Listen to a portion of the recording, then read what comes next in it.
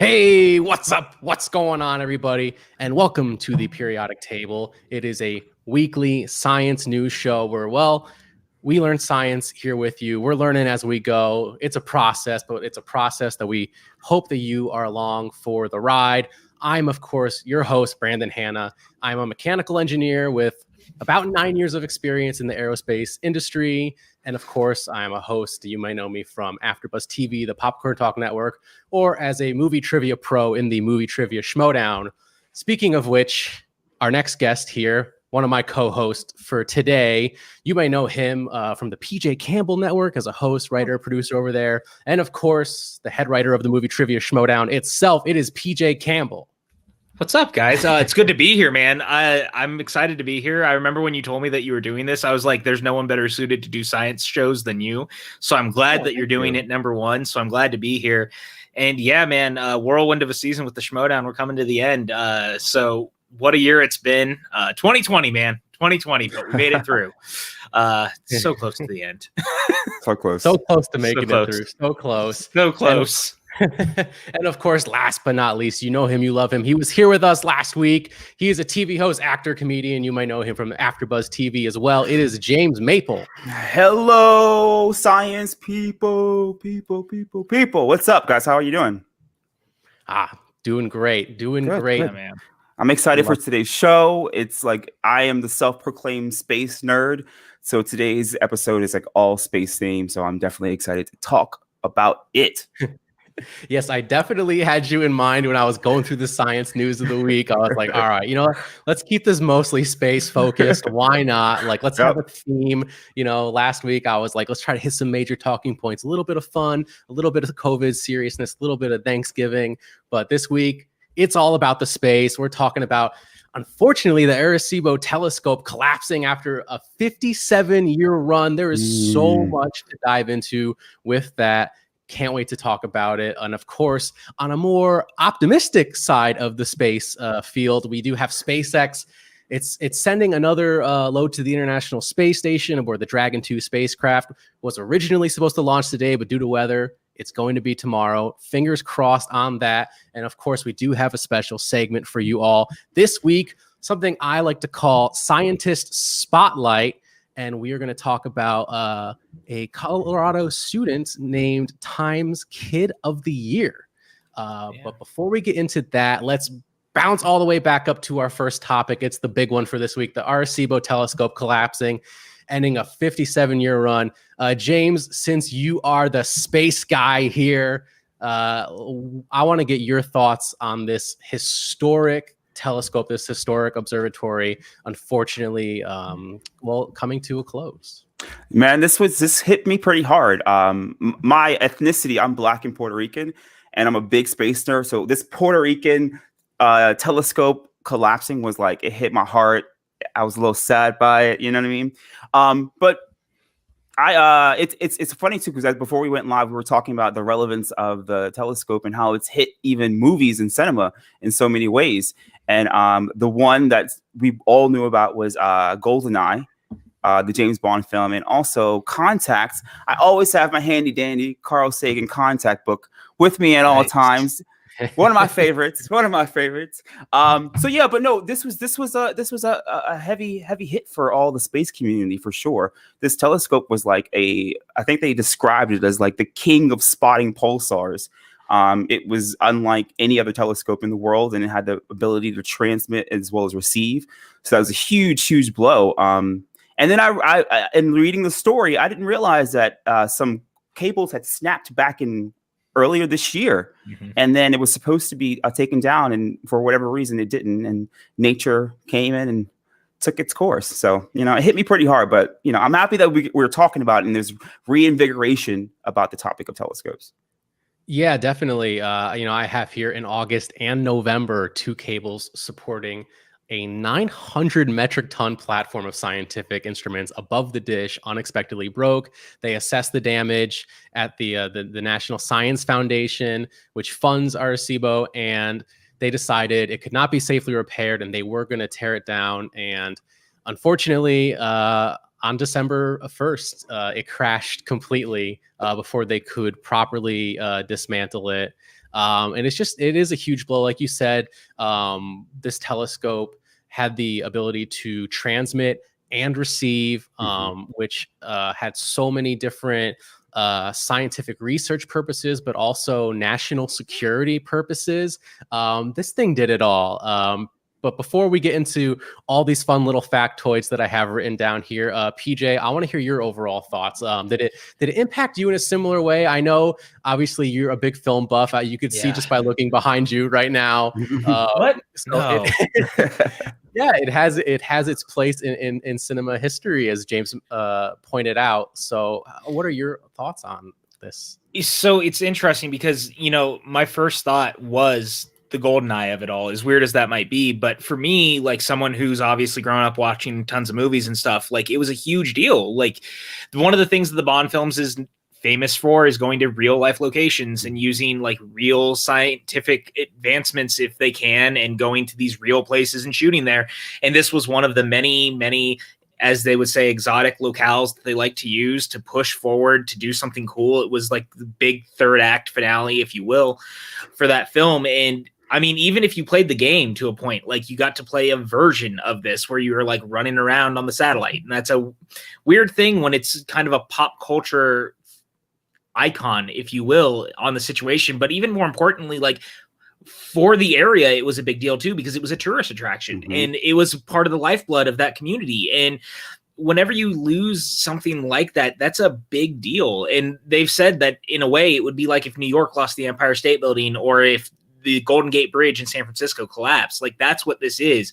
And watching that video of the cables snapping and this thing breaking and falling we watch a lot of disaster movies. We see stuff like this frequently, and you don't think about it on a real world scenario. And it scared the shit out of me, and it broke my heart, because the truth of the matter is they were doing incredible work at this institute all the time, and like looking for extraterrestrial life, and really like looking out into space, doing important things about what's more out there for us. Like, I know that humans love to believe we're the center of the universe. We are not. And that like losing something like this is a colossal blow to the scientific community. And it hurts, man. Like on a level of, yeah, I'm a nerd who loved James Bond. Like we were joking, our friend Tim Franco, he's a mutual friend of a couple of us on this right now. Like he's a huge Bond fan, and we were all like, R.I.P. Tim, this must be sad for you. But like the more I thought about it, it was like, no, man, like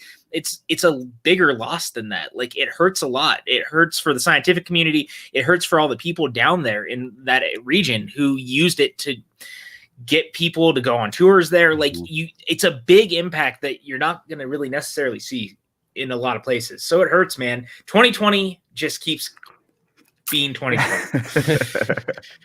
Yeah, this thing really, it was like a national monument, it says here in the article. And by the way, all the articles for all of our topics today are in the video description down below if you want to check them out for yourself and do a little more research and digging. But I have here, it says for Puerto Rico, losing the Arecibo was like the New York losing the Empire State Building, San Francisco losing the Golden Gate Bridge. It was such a huge tragedy, not just cultural, but for a historic icon. Is such a prolific research facility, like both of you you pointed out, like so much so that it has in fact made its way into film, where people who might not be space nerds, people who might not be science nerds, they know about this. It's a tremendous loss.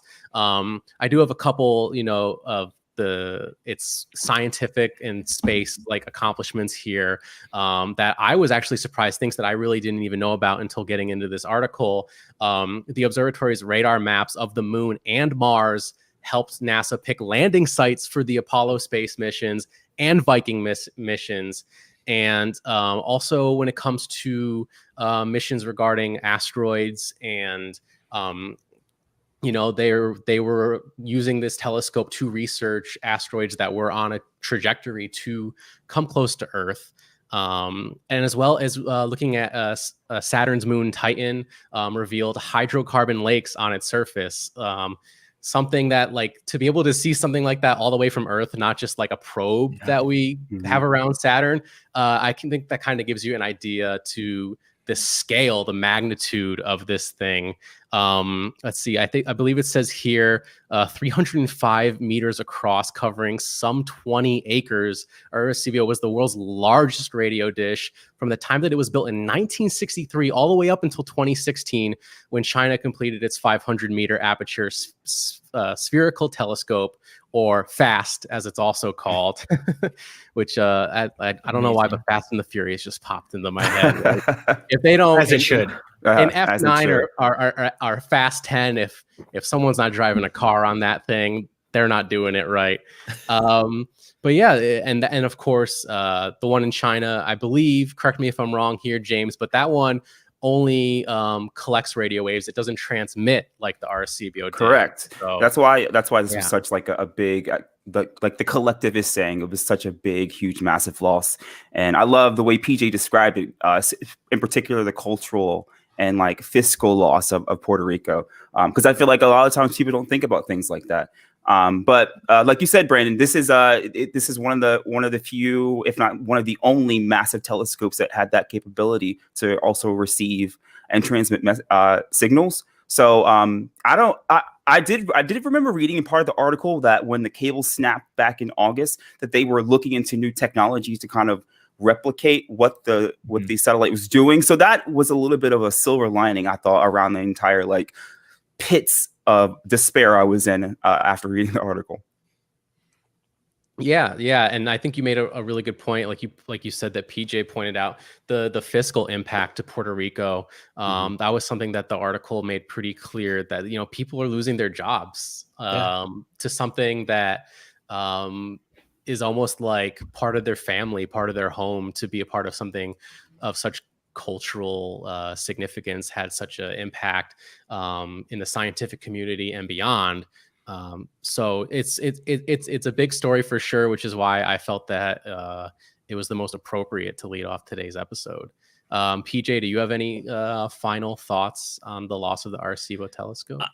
It just sucks, man. But to James's point, it's good that they're looking into trying to find new ways to continue that research and continue the things that they were doing. Like, there's always got to be a silver lining in science, right? That's the beauty of science, is that we can always continue to push forward. That's why we like science. That's why we believe in science, and we push for people to actually listen to science. Is the beauty of it is we find ways to move forward. And as heartbreaking as it is when science can be set back by something like this, there's always more to push us forward. And so I hate that it happened. I hate what it's going to do to Puerto Rico, but I can hope that scientifically, at least we can find a way to continue pushing forward and finding a way to continue doing what they were doing. And that's the way we need to look at it. As weird as that might be, like, finding the silver lining is important.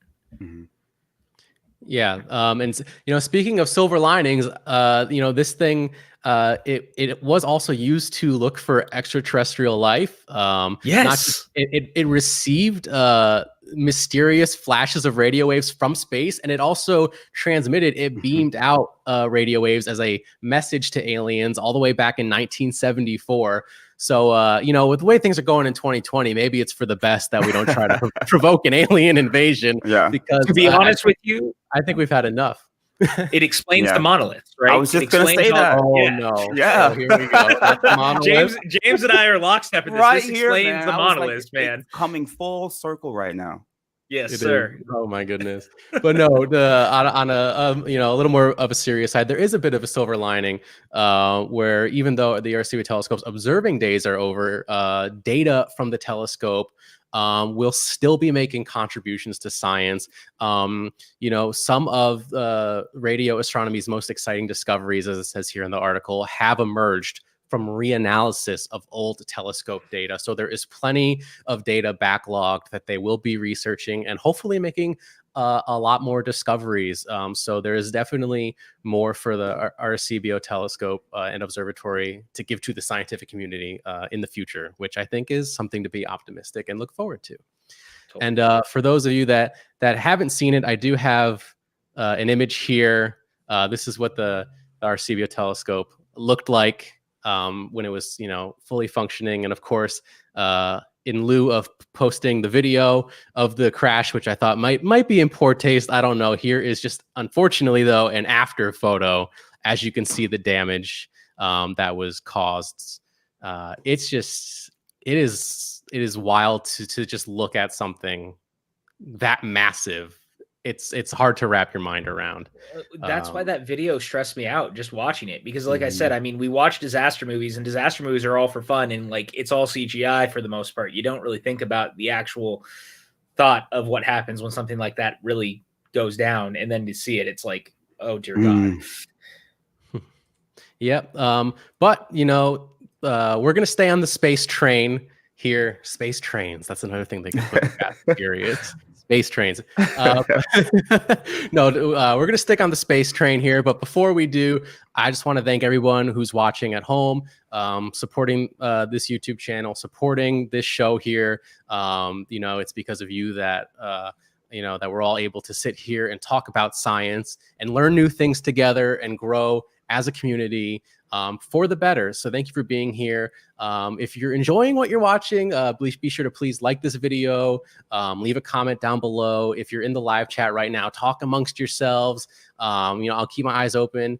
If you guys want to share anything, any thoughts and opinions, you know, let them rip and get a part of the conversation. And of course, subscribe to this channel. We're doing this every Saturday.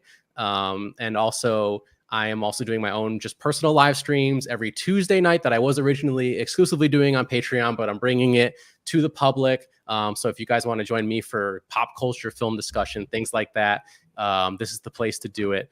So again, speaking of the space train, SpaceX, which is like, that's all that's going on in space right now, is SpaceX making moves, privatizing space, hopefully for the better. I think it's for the better, but SpaceX is set to send loads of science, this article headline says, to the International Space Station aboard its Dragon 2 spacecraft. We've seen now in the last few months, you know, they've been sending, you know, spacecrafts with astronauts now, like to the International Space Station, sending astronauts from American soil for the first time in over a decade, I believe. You know, but now that we've gotten over that hurdle, you know, not just cargo deliveries, astronauts, but now scientific experiments as well. Was originally going to launch today, like I said, due to poor weather conditions. They're targeting tomorrow at 11:17 a.m. Eastern time. So keep an eye out for that. I'm sure maybe I don't have anything in the description right now, but I'll try to put a link in the description of a link where maybe you guys can watch like a live feed of the launch tomorrow morning. But yes, a new version of the SpaceX Dragon spacecraft is scheduled to make its first flight when a Falcon 9 rocket, which is the one with the reusable rockets, which is pretty cool, lifts the Dragon 2 filled with supplies towards the International Space Station. The new Dragon can carry 50% more science payloads compared to the previous version, according to SpaceX. And the launch is the 21st for Elon Musk's rocket company as part of its commercial resupply services contract with NASA. Like I said, they've been doing supply runs to the International Space Station. And I guess here's the big thing. In addition to supplies for the astronauts in the station, it will carry several experiments, including the first COVID-19 drug research experiment in space.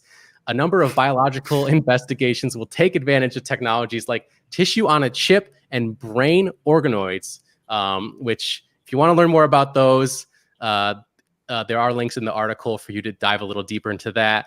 And they can be used to simulate human tissue and record how it responds to microgravity.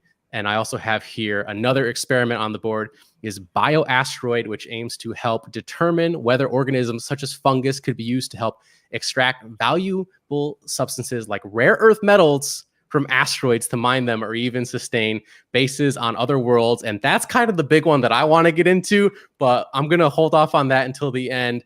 Sorry, I got a little excited about this. I just wanted to share. I just wanted to unload everything on you guys right now before we get into it. James, let's start back off with you. You got to be excited about this. Super excited about this, man. Like this is when moments like this happens, it really solidifies that we're like in the 21st century. You know, it's one thing to put a man on the moon, and that's an accomplishment within itself. To have ISS orbiting us at all times is an accomplishment within itself. But there's something to be said how what is it called? The CRS, a commercial reapply service. There's a commercial reapply service sending goods and services to space on a date on what will hopefully be a daily basis. Like that, it just really hits home that we're really doing the work. We're there, but there's now a tangent line of communication and a tangent line of supplies. It just really makes me believe and lets me know that we are indeed like, we're in space and we're making strides. And this whole like COVID in space I thought that was such a cool thing that I don't really know how a COVID vaccine, like I think they said remdesivir, could adapt or change in space, but the fact that we're able to do it is an incredible feat in itself. Yeah, I mean, it is. And the COVID in space, like, what can go wrong? No, right. no, it is. I think this really highlights just how important space is. Like a lot of people make the assumption that research in space is kind of a waste of money when there are problems still here on Earth. But this article and everything about it, I think, is a perfect example about why that line of thinking is wrong. And actually, research in space is so useful to improve life here on Earth. I think there's so much to learn from these experiments. PJ, I know you feel the same way. What are your overall thoughts on what's going on with SpaceX, International Space Station, all these wonderful science experiments? So my first thought was, what did Will Smith put on the top of the ship to protect the Earth, Men in Black 3 style? But my real joke, or my real thoughts, is kind of like to what James said. Like, think about it. 60 years ago, we put someone on the moon.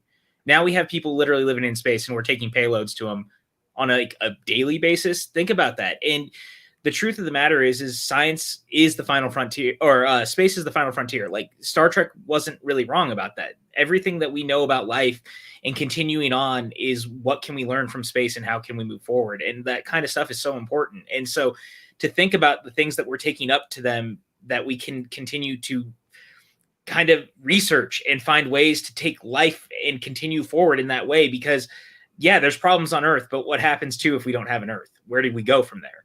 And this is the kind of stuff, like, you don't think about it, but this stuff is important.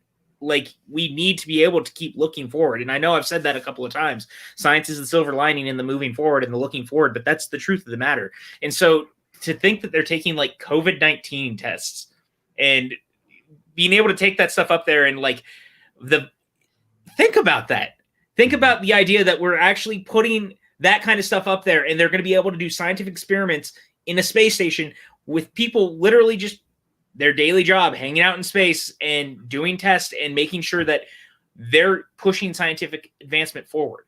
That's fucking crazy. Sorry, I don't know if I can swear on here, but it's fucking crazy. Like I pointed out last week, I specifically marked off not for children. Okay.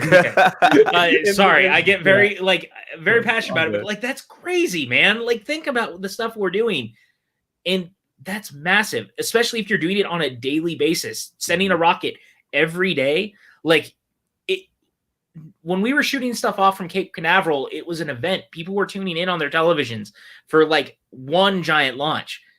To think that we could do that on a daily basis is crazy. And yet here we are. And I love everything about that. Like, we're pushing life forward in the best way.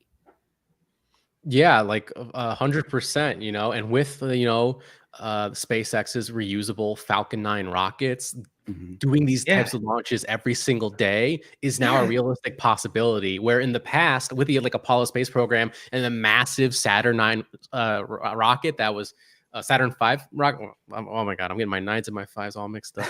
I was going to say Saturn rocket, a one-time use. And it's, you use it once, use a tremendous amount of fuel, and it's done. Everything else is either space debris or ocean debris or burns up in the atmosphere. And it's such an expense, such a waste. But now, because this technology is moving forward, and, you could say the privatization of, certain aspects of the space industry could be a little scary, but, ultimately it is such a cost saver. And, and thankfully, SpaceX seems to be such a great partner with NASA on all these programs. We're now able to finally move forward with space and do things that we weren't able to do before. And I think the scientific research aboard the International Space Station is such a valuable asset, not just for our nation, but the entire world, especially when it comes to something like a COVID-19 vaccine, and what more you can learn about it by placing it in zero gravity. And of course, all of these, experiments that I named for the most part are all about like human tissue and how it responds to microgravity, things that can help humans live happier and healthier and longer. And that's really what science can be. But to get on something that I think is really interesting is this bioasteroid experiment, using fungus to extract rare earth metals from asteroids or other worlds. That's nuts, because when I think about that, I always think about, I forget, unfortunately, the scientist who said it, but I was watching some, Science Channel documentary series once, and I distinctly remember somebody saying that the first person or the first company that is successfully able to mine rare earth metals from an asteroid is going to become the world's first trillionaire, because there is just so much money to be made off of something like this. And now, not just only being able to research it, but using biology, using fungus. I didn't see that coming. James, what are your thoughts on this? I'm totally on board with what you're saying. It's just when you thought like the science fiction couldn't be a fact, like as I was reading the section in particular of the article about the bioasteroids, you said it's mind-boggling that we have the capability to do something like that, and to do it in such an unknown, vast expanse where there's so many different variables that could affect, whatever. The fact that we're able to send fungus, to an asteroid and to extract rare earth metals is it's mind-boggling. And it leads me to believe that there are more things that we can do that are so far outside of our realm of understanding that the scientific community has the capability of doing things we would never even think of. But the fact that we can do something like this is pretty remarkable. Yeah, it's absolutely, like, I can't stop thinking about it as someone who is obviously very into science fiction. You said the word expanse, the television show, The Expanse. That's all about human beings colonizing the solar system. And there are people who specifically live in the asteroid belt that mine these precious metals that then go to fund, colonies on Mars and the people of Earth. I mean, that's really like, where the future is like we have to go out and explore. And there is just, valuable, obviously rare earth metals like that can go a long way towards helping life here on Earth. And like, obviously, a lot of these asteroids also have ice and like water and like things like that we will need as, our society grows and evolves and continues to build. PJ, I know you're a big science fiction nerd. Did you have the same line of thinking when you read this in particular? That was 100% where my thoughts started to go, where it was like, one, should we be messing with anything that's like fungus or mold or whatever it is from any other planet or being or comet or rock that we don't know? But at the same time, think about it, man. Like the idea of us mining off of literally anything that's not Earth-based and what that could be, that's great. Again, it's just crazy. The more I think about it, everything James said is just 100% right. Like, I can't even wrap my head around it, but it's also like science fiction is becoming science fact on a daily basis. And, so often we don't think about it, but here we are. And it's amazing. One fear that I have though, in this is the exploitative nature of human beings. I like when you were saying the referencing back the scientist who said you'd be the first trillionaire if you were able to excavate, that kind of thing.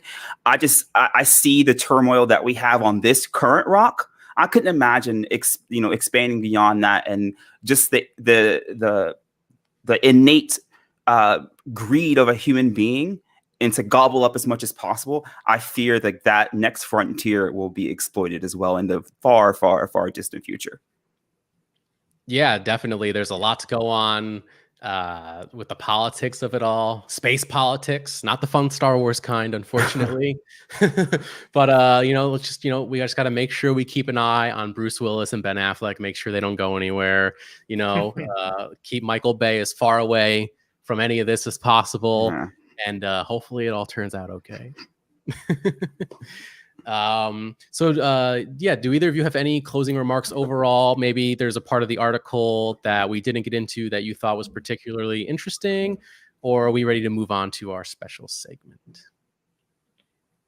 I don't have a lot more to add to it, man. You summed up your initial rundown was like, boom, facts. Facts. I felt like, I got a little carried away. I apologize if I stole it's great. No, you're good, man. You were excited. It's good to be excited. Yeah. As I was going through it, I'm like, oh no, like what if he really wants to talk about one of these? I'm robbing them of the science. So it's all good, I guess. But yes, so it's time to get into the special segment. Something I'm calling Scientist Spotlight, something that I think we're going to bring back to the show, not every week, but from time to time. Scientist Spotlight. And I apologize if I get this pronunciation wrong. Gitanjali Rao. James Rao. Okay. Gitanjali. Awesome. Gitanjali Rao. Gitanjali Rao. Yeah. This young woman, absolutely amazing. A young 15-year-old Colorado high school student was named the first ever Times Kid of the Year. I'm so impressed by this young woman. I'm like, damn, like she should be doing a science show, not me. What the hell do I know? She's used artificial intelligence and created apps to tackle contaminated drinking water, cyberbullying, opioid addiction, and other social problems.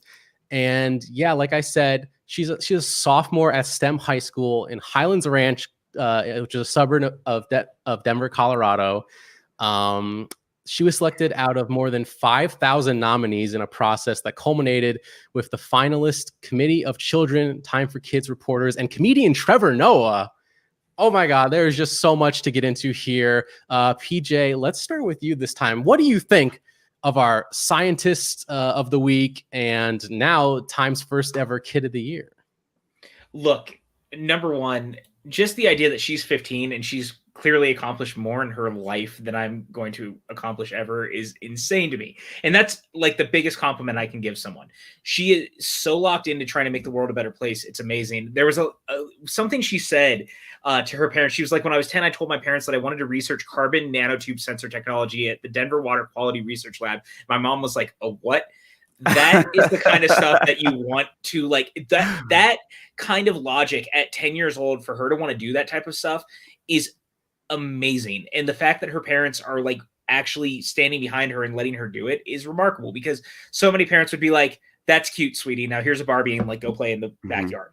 But at 15 now, she's changing the world and doing it in such a way that, again, she was Time's like young person of the year, kid of the year. At 15, she's trying to do stuff that any of us could only dream of doing, and yet she's doing it. Like, that's remarkable.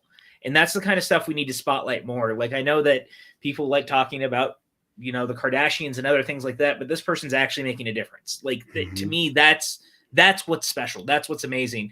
And she deserves all the credit in the world for that. Yeah, definitely. James, what about you? What do you think of Time's Kid of the Year? Just when I was like, was in a level of depression with everything going on in life, she comes in and makes me feel that much worse about myself. You know what I mean? 2020. No, it's just awesome, man. It's so good. And I'm gonna sidestep for a second, in particular to see a young woman of color who was the first Kid of the Year. I think that is incredible. And like PJ was saying, her accomplishments are unmatched at 15 years old. And, I did a little bit more research on her, and she is a bit more complex than the initial notes. She was also noted as one of Forbes 30 under 30, an accomplishment I'll never get. She was also named Time's Young Inventor top young inventor in 2020. She also did Discovery Education 3M Young Scientist Challenge, and she won $25K for her invention of TEDIes. That's that the lead detecting system that she implemented in Flint, Michigan that you mentioned earlier, Brandon. She's spoken on TED Talk 3 times. She is an accomplished pianist, and she is a member of the Girl Scouts of America. She is doing everything and doing it well. So shout out to this young lady. She is really out here changing the world. Like PJ was saying, he was saying the Kardashians get so much praise for doing nothing on television. People like her and her with such drive and such ambition and such accolades at 15 definitely need to be spotlighted far more often than not. Goddamn right. Yeah, you said it. And wow, thank you so much for all that added research. I mean, such an amazing young woman and so well spoken. I see some of her quotes in this article here. PJ, you mentioned, her going to her mother about, again, that contaminated drinking water, problem. And, it says here, in a world where science is increasingly questions our challenge, Rao insisted that its pursuit is an essential act of kindness, the best way that a younger generation can better the world. Science and technology are being employed as never before to tackle the coronavirus pandemic, global warming, and a host of other issues, she noted. We have science in everything we're involved in, and I think that's the biggest thing to put out there, that science is cool, innovating is cool, and anybody can be an innovator. Anybody can do science. I mean, I'm ready to run through a brick wall. Like, amazing, absolutely amazing. I wish I was that well put together. And like, she makes such an excellent point in a world where science is continually derided by people in power that know better, but do it because they're playing to, I don't want to say it this way, but uneducated masses that they know that they're playing to, and they can stoke fears by questioning things that don't bear questioning. She's standing in the face of it. Like, she's basically the statue of the little girl that was standing in front of the bull in New York, right? Like, that is what she's doing. And that's fucking incredible, man. Like, there's just nothing. It's inspiring. It makes me want to go out and actually try to do something with my life other than write movie trivia. Yeah, and I mean, I think ultimately that's the point of this special segment. That's the point of Scientist Spotlight, to give credit where credit is due, let the world know about this amazing young woman, but also like help, her work inspire others. And I think we all are going to leave today feeling maybe a little worse about ourselves, but in a good way, because we're inspired to do better. A little bit. And of course, I do have here her image on the cover. Sorry, James, you've been replaced. It's all good. Me and PJ are still here though, but there she is. It's on the cover. It's worth it. Absolutely incredible. And yeah, so I think with all that being said, that wraps up our show here today. Before we do all of our plugs, PJ, James, any final thoughts on anything that we covered today? What do you have any plans today or this week with your new inspiration to try to make the world a better place? I will start eating better. I don't know. I can't think of anything. But no, just at a time. Just in general. I mean, again, not to harp so much on this young lady, but it really did. I think given everyone's kind of like downer feel of 2020, it is nice to know that there are people out there who are still, despite our circumstances, still striving to be the best person they can be. So hearing her journey at such a young age really did inspire me to even just like get up and make the bed today, like have little accomplishments along the way. So if nothing else, I hope everyone takes that from her story, and that's what I want to pass on to y'all as my final word. Oh yeah, great. What about you, PJ? Fucking wear a mask. Like, I know that sounds so simple, but god damn it, like, I'm gonna wear a mask. I'm gonna be a normal human being who tries to put his other humans around him, like, and put them in the forefront. I know that sounds simple, but considering we have a lot of people who don't want to wear masks, who don't want to social distance, who want to go out and do parties and stuff, like, just try to do that and then eat better. Maybe, I don't know, go run a mile or two and feel better about myself, because she's inspiring. I want to be able to change the world the way she is. I'm like, she's half my age and she's done 5 or 6 times more, in my opinion, than what I've done in the entire time I've been on this earth. So just, do the bare minimum, you guys. Put on a mask, social distance, be smart, get through the holidays, be a better person. Perfect. Perfectly well said. For me personally, I'm of course going to wear a mask. I think I'm going to go grocery shopping later, buy my girlfriend some flowers. We're going to decorate a Christmas tree. And, I'm going to also just try to work on some more science and film related content for you guys. I've got something fun planned for Christmas time. So towards the end of the month, hopefully releasing some really fun short form content for you all to enjoy. So keep an eye out for that. Let's go to you, James. Anything you want to plug, and where can people find you online and all the social medias and all? You can find me on Twitter right here at James Maple Actor, right below. I'm very active on Instagram. It's my full name, so it's at Terrell James Maple, Terrell James Maple, all one word. And then you can find me writing articles and things like that for AfterBuzz TV and Black Hollywood Live as well. Awesome. And PJ, where can people find you? You guys can find me on Twitter and Instagram at PJ_Campbell, just like Brandon has it right there. You can find me over at the Movie Trivia Schmoedown, where I write the questions. Be nice to the writers. We're only human. Shit happens, but we're trying our best. We're going out in style with a spectacular that is like 10 days away now, so get ready for that. And you can find me over at the PJ Campbell Network, where we do lots of content. I bailed on Armando after show to come here and talk science with you guys, which I am now being made fun of by my other hosts on Twitter. So enjoy that, but check out the network. Subscribe if you haven't. We have a really good time over there. And thank you for having me, man. It was fun. Awesome. Yeah, thank you so much for being on. Would love to have you back sometime. Anytime, man. And of course, James, it's always amazing to have you. Thank you, sir. Likewise. Can't let that go unnoticed. And of course, you can find me on Twitter and Instagram at BrandonHanna07. And definitely go check out all of James's amazing work, AfterBuzz TV, Black Hollywood Live, PJ, everything he's got going on with his YouTube channel. Hopefully a Box 4 at some point. Yeah, you guys are getting it Boxing Day, so the 26th. Oh, keep an eye out for that. That's for those of you who don't know what Box is. That is a fun little show that they do. I can't even begin to describe it. But if you want if you want something weird and quirky and fun, and you like unboxing videos, be sure to go check that out. It's one of my favorite things that they do over there at the PJ Campbell Network. It's the Curb Your Enthusiasm of unboxing videos. That's how I'll describe it. I mean, that's the hook right there. I'm on board. Yeah. There you go. Go check all that amazing stuff out. And we will see you all next week. And I think that's about it. So I just want to say, as always,